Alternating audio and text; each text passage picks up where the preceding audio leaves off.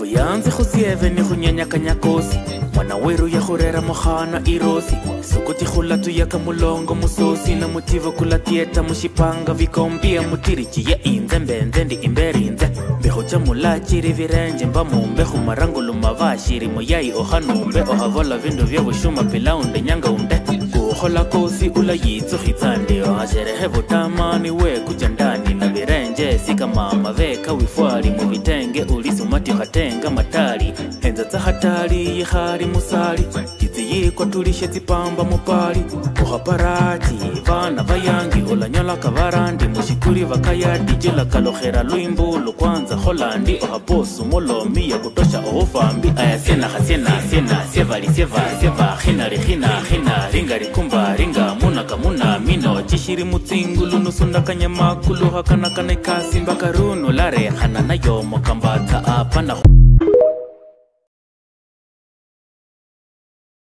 Okay, leo tuko hapa na Omwami Gachagua.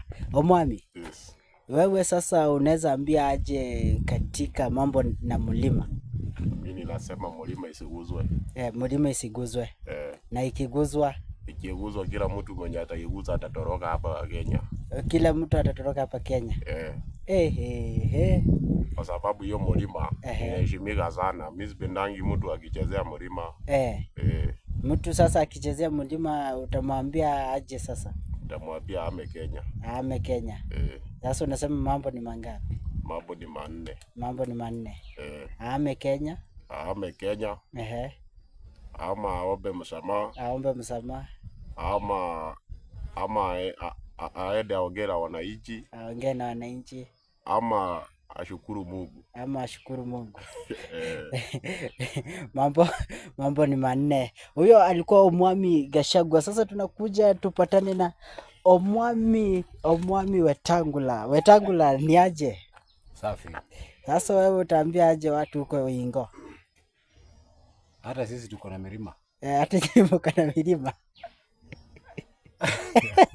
Tuko na milima. Sasa gani iko mlima gani iko Bungoma?